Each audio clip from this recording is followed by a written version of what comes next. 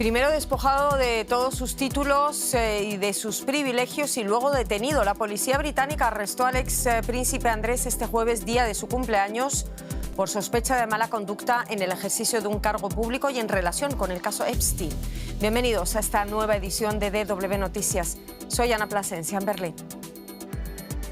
Hace una semana salieron a la luz nuevos documentos que parecen indicar que el hermano de Carlos III transmitió informaciones confidenciales al delincuente sexual Jeffrey Epstein. La policía británica arrestó al expríncipe Andrés durante 10 horas tras perder sus privilegios institucionales ya meses atrás. La ley debe seguir su curso, decía el rey Carlos III. Donald Trump impulsa a su Junta de Paz, que celebró hoy su primera reunión en Washington. El presidente estadounidense promete llevar sus esfuerzos más allá de Gaza, devolverle, según sus palabras, la salud a la ONU y advirtió además a Irán con un ultimátum. Y el nuevo presidente interino de Perú, José María Balcázar, inició su mandato buscando a los ministros que van a integrar su gobierno de transición, después de haber sorprendido ayer al Congreso al ser elegido como sucesor del destituido José Geri.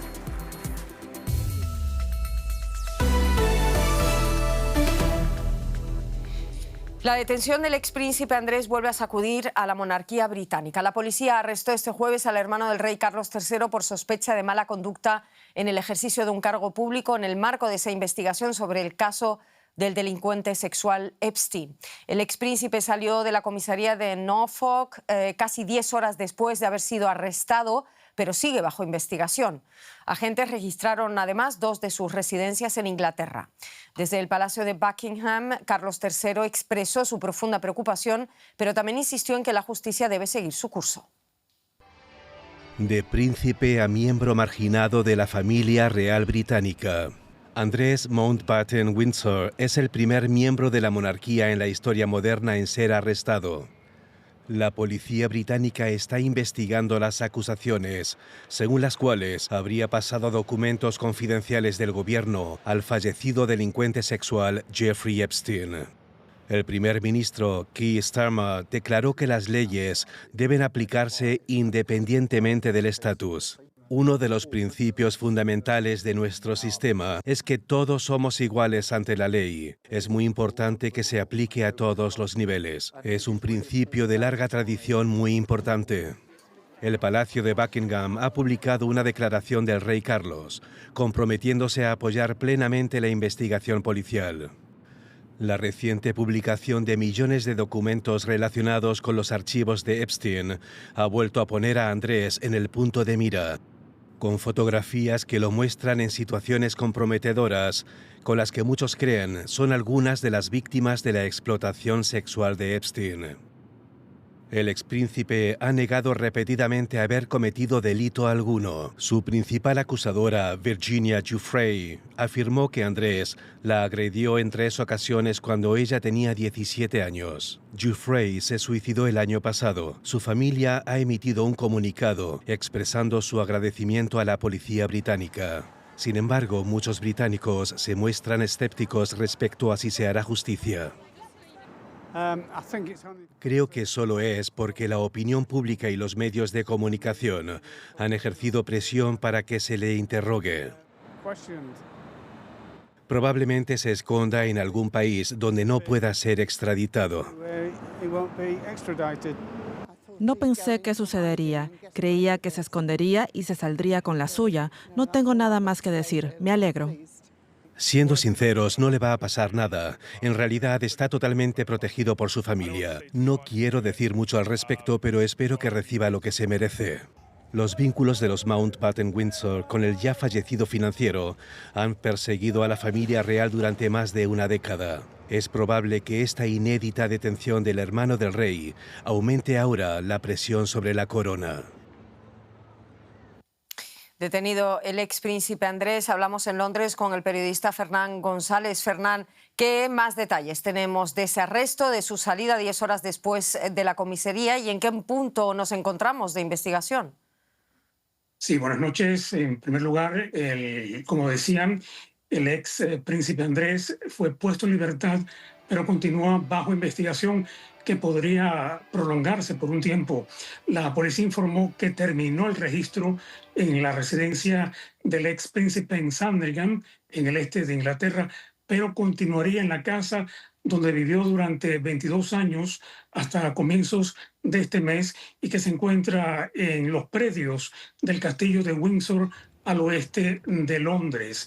La investigación está en un estado muy preliminar, por supuesto, no se han presentado cargos formales. Recordemos que el caso se originó en correos electrónicos enviados por Mountbatten Windsor a Jeffrey Epstein, en los que incluyó informes sobre sus viajes a Singapur, Vietnam y Hong Kong como representante comercial del Reino Unido en 2010 y 2011. También compartió un documento sobre oportunidades de inversión en Afganistán.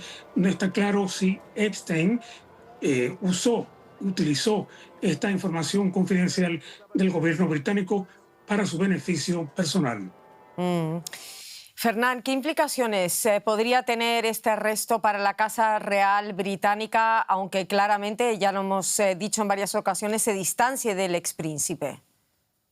Así es, la Casa Real sostiene el argumento de que este es un asunto personal de Andrew Mountbatten Windsor con la justicia y que el rey y la monarquía no tienen nada que ver en este caso. Pero si la investigación avanzara hacia acusaciones más amplias sobre qué sabía la familia real del expríncipe y desde cuándo Carlos III se vería en una situación más vulnerable. Por ahora, según muestra una reciente encuesta, la última encuesta de opinión, las revelaciones sobre Andrés han causado cierto daño de reputación a la monarquía, sobre todo entre los que piensan que la Casa Real no manejó bien este asunto. Sin embargo, también, según indica este sondeo, un 75% de los británicos todavía continúa dando su respaldo a la institución monárquica.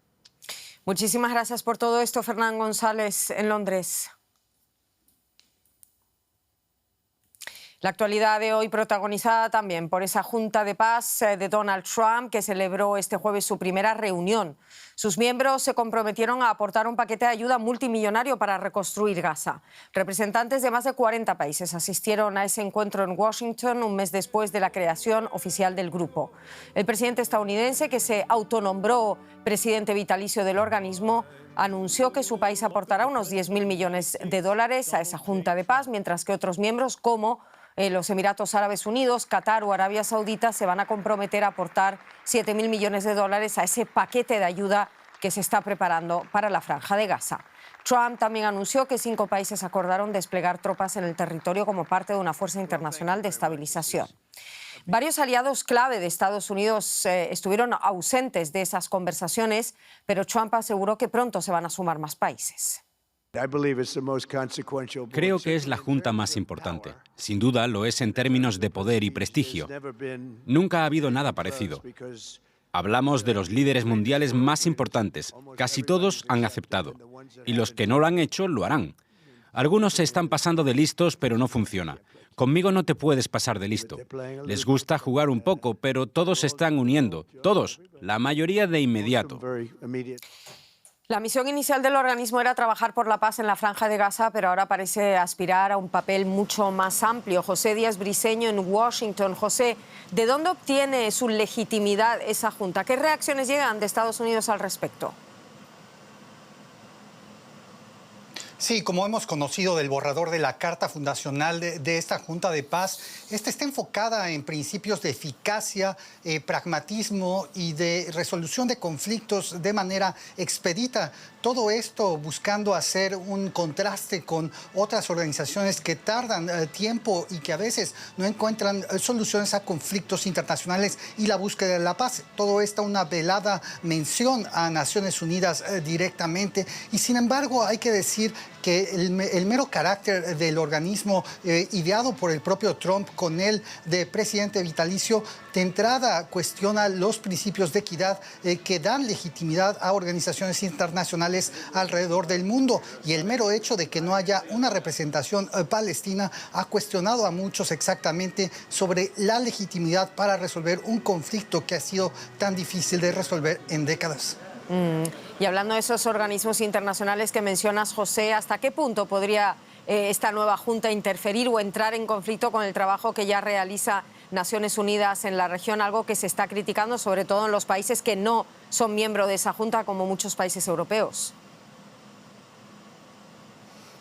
Sí, de entrada ya el actual estado de la Junta de Paz y su relación con Naciones Unidas es ambigua.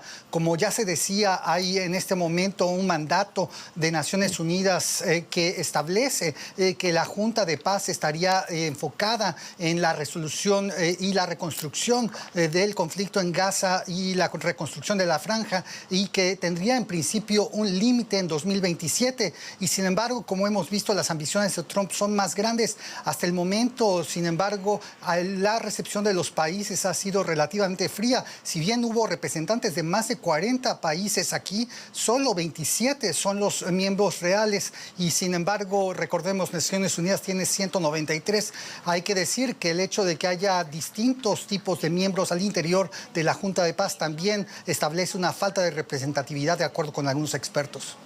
Muchísimas gracias, José, en Washington. Y en el marco de esa primera reunión de la llamada Junta de Paz, el presidente estadounidense adelantó además que podría tomar una decisión sobre un posible ataque a Irán en los próximos 10 días, dijo, si ambos países no llegan a un acuerdo sobre el programa nuclear de Teherán.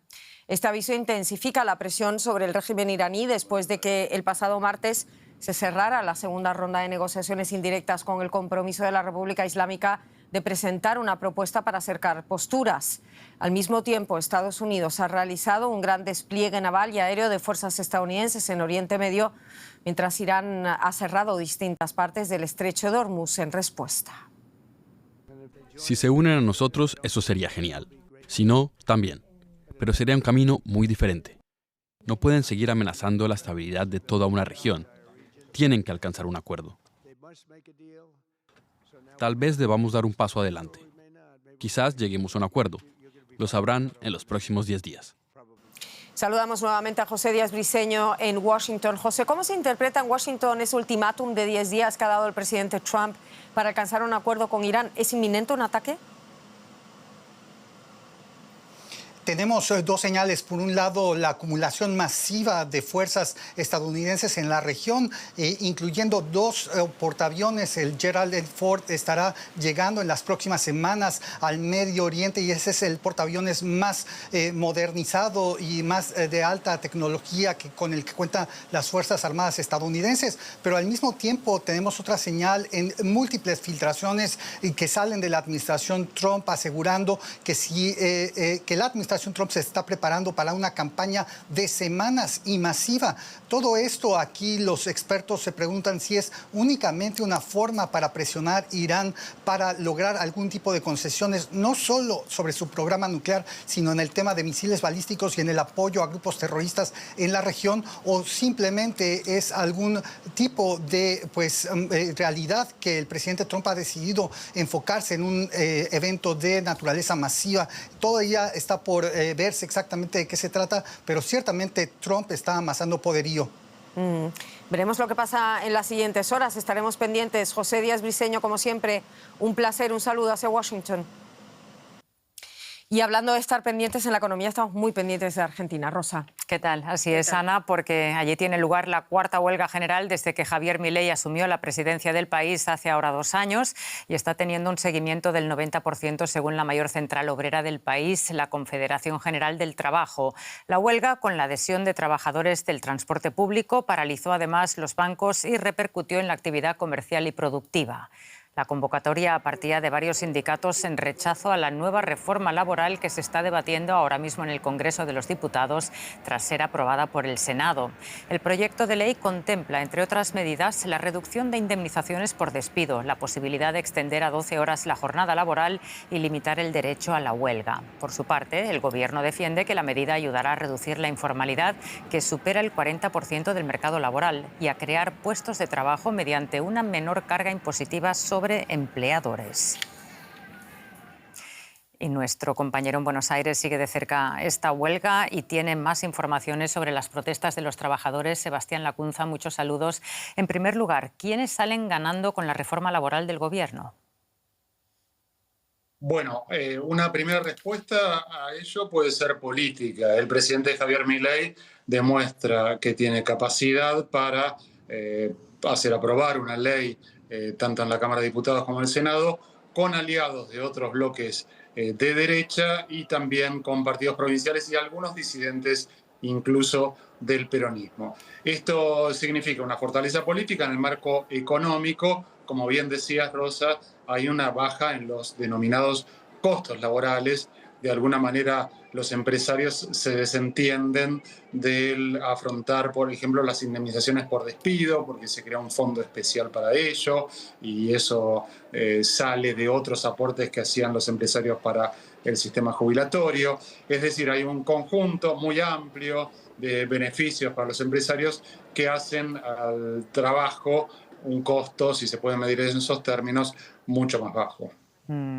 Esta reforma laboral de Milei llega en un contexto de fuerte pérdida de empleo en Argentina. Por ejemplo, este miércoles la emblemática fábrica de neumáticos FATE anunció 900 despidos. ¿Qué impacto tendrá esta reforma sobre los trabajadores, Sebastián?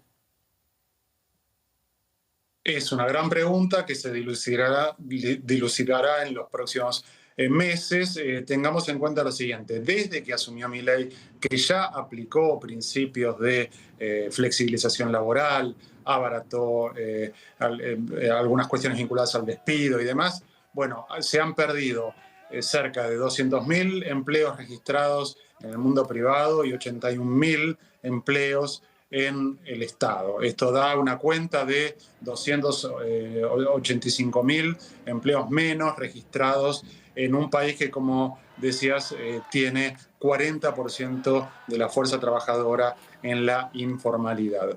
Si esta reforma, que abarata mucho el despido, que limita la posibilidad de reclamo, limita el derecho a huelga, genera hasta incluidas en las reformas rebajas impositivas para los empresarios, si eso induce a más despidos en un contexto de estancamiento de la economía desde hace varios meses, podría ser una posibilidad. Más barato despedir, por lo cual vamos a despedir, podría pensar un empresario. Por el contrario, el gobierno sostiene que, como se va a abaratar el costo del trabajo, eso va a incentivar inversiones y a tomar trabajadores. Es una pregunta que por ahora queda abierta, aunque hay indicios en el pasado que la responden. Muchísimas gracias, Sebastián, por ampliarnos los pormenores de esta reforma. Saludos. Saludos. Estos días se celebra en Nueva Delhi una cumbre internacional sobre el impacto de la inteligencia artificial, una cita a la que han acudido no solo los líderes del sector, sino también responsables políticos. Al cierre de la segunda jornada, India ha logrado posicionarse como eje del sur global, elevando los compromisos de inversión de los gigantes tecnológicos a más de 300.000 millones de dólares. Entre ellos, Microsoft invertirá 50.000 millones, Google Cloud 15.000 y Reliance Industries 110.000 millones de dólares.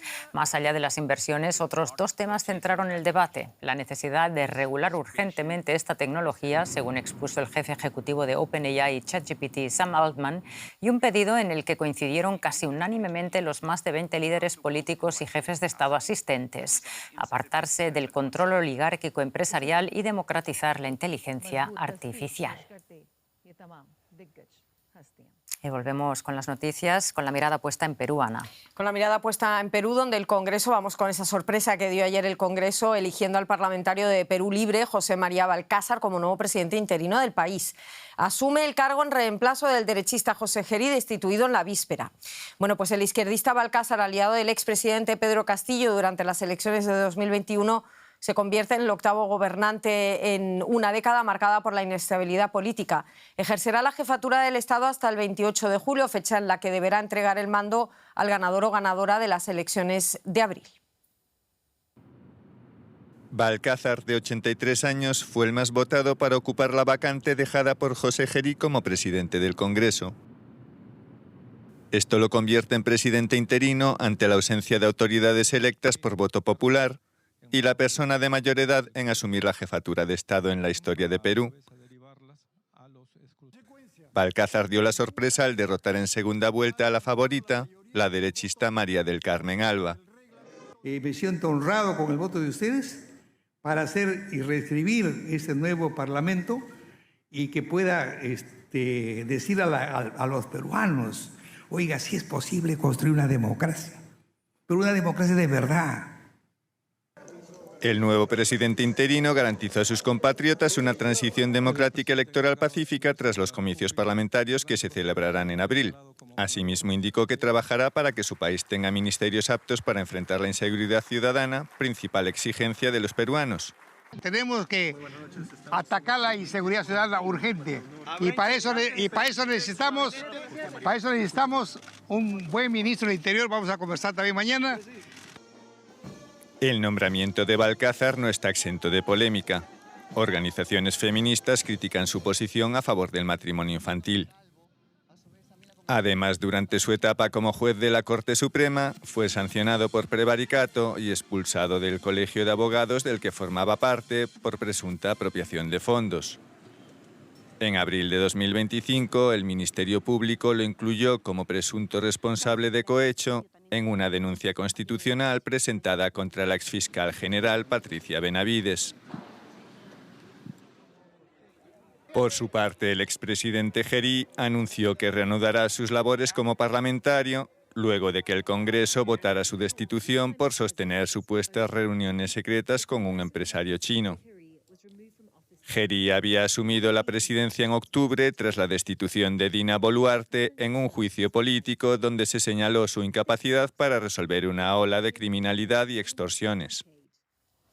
Y el encarcelado expresidente peruano Pedro Castillo ya le ha pedido el indulto al nuevo mandatario Balcázar. Vamos a conocerlo un poco más. Hablamos con la periodista Rosemary Cueva en Lima. Rosemary, empecemos por esa gran sorpresa. ¿Cómo logró imponerse José María Balcázar, un parlamentario asociado a la izquierda, en un Congreso donde la mayoría de fuerzas se identifica con la derecha? Sí, la designación de Balcázar ha sido una gran sorpresa realmente, pero para diversos sectores respondería a un cálculo político, un cálculo estratégico de cara a las elecciones generales del 12 de abril. Balcázar pertenece al partido Perú Libre, el partido que llevó a Pedro Castillo al poder y que se define como una agrupación de izquierda. Sin embargo, en la práctica, durante estos últimos años, lo que se ha visto es que este partido ha tejido alianzas con bancadas de derecha dentro del Congreso. De hecho, algunas bancadas de izquierda no lo reconocen como tal, precisamente por estos acercamientos que ha tenido con partidos de derecha como Fuerza Popular, Renovación Popular, Alianza para el Progreso. Y para partidos de izquierda y para analistas también, son estos grupos de derecha los que habrían elegido en el voto secreto a Balcázar. ¿Para qué? Para que aparentemente en estos 50 días de campaña la conducción del Ejecutivo pues recaiga formalmente en una figura que pertenece o está asociada a la izquierda y así poder trasladar el costo político de lo que viene siendo la crisis que enfrenta ahora el país. Y de hecho algunos partidos de derecha ya empezaron con ese discurso, empezaron a adoptar ese discurso a raíz de la elección de Balcázar. Acércame brevemente, si puedes, un poco más a esos cuestionamientos que pesan sobre Balcázar y hasta qué punto la crisis política podría profundizarse ahora a las puertas de los comicios. Bueno, el abogado de 83 años tiene graves acusaciones. Una de ellas, la principal, es por estar abiertamente a favor del matrimonio infantil. En varias ocasiones él ha mencionado que las relaciones sexuales a temprana edad, desde niñas, ayuda al futuro psicológico de la mujer, ¿no? Y también ha normalizado, ha dicho que son naturales las relaciones entre alumnas y maestros. Además de eso, tiene acusaciones de corrupción. Por ejemplo, el Colegio de Abogados lo expulsó tras haberlo denunciado por supuestamente haber robado fondos económicos del Colegio de Abogados y además tiene una denuncia constitucional por supuestamente haber intercambiado favores con una ex fiscal para que ésta archive algunas de sus denuncias. Y bueno, todas estas acusaciones de quien dirige el gobierno por estos 5 meses pueden ahondar aún más la crisis, la inestabilidad. En su primer discurso mencionó que... no mencionó directamente cómo manejaría el país, solo dijo que tenía idea de cómo hacerlo y que para él iba a resultar una tarea fácil. Muchísimas gracias por todo esto, Rosemary Cueva. Un saludo hacia Lima. La Asamblea Nacional de Venezuela celebró el segundo y último debate necesario para aprobar la ley de amnistía impulsada por el chavismo. El legislativo ya aprobó la propuesta en primera discusión hace 2 semanas, pero tras mantener reuniones con distintos sectores de la sociedad civil, incluidas ONGs y familiares de presos políticos, tuvo que posponer ese segundo paso por diferencias sobre los periodos de aplicación y los presos a los que incluye. La ley promete beneficiar a personas encarceladas o procesadas por motivos políticos entre 1999 y enero de este año, pero desde los mismos sectores se advierte que podría acabar siendo más limitada de lo que se anuncia. Familiares mantienen activas huelgas de hambre en protesta por la lentitud y la falta de transparencia. Cerca de 700 personas permanecen detenidas en Venezuela por motivos políticos, según cifras del Foro Penal. La misión de verificación de la ONU en Colombia advierte sobre un deterioro de la seguridad de cara a las elecciones legislativas en marzo y de las presidenciales en mayo, en un contexto que califica de preocupante por el aumento de la violencia contra exguerrilleros desmovilizados. Estos meses el país elige nuevos congresistas y el sucesor del presidente Gustavo Petro. Los comicios vienen marcados por la presión de grupos armados a las puertas del 10º aniversario del acuerdo de paz con la extinta guerrilla de las FARC. Aunque el pacto permite la desmovilización de la mayoría de los combatientes, la ONU señala que las dificultades del Estado para ocupar los territorios que dejó la guerrilla generan un repunte de la violencia política. El expresidente de Corea del Sur, Yoon Suk-yeol, fue condenado a cadena perpetua por insurrección tras declarar la ley marcial en diciembre de 2024.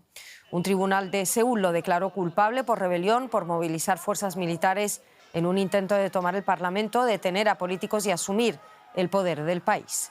La ley marcial duró 6 horas, pero sumió a Corea del Sur en su mayor crisis política en décadas. Y queremos terminar en Brasil, donde la Escuela de Samba Unidos do Viradouro se coronó campeona del Carnaval de Río de Janeiro. La escuela, los académicos de Niterói, que rindió homenaje al presidente Lula da Silva, quedaron en último lugar y descendieron de categoría. Viradouro fue fundada en 1946 y es conocida por la espectacularidad de sus desfiles. Vean.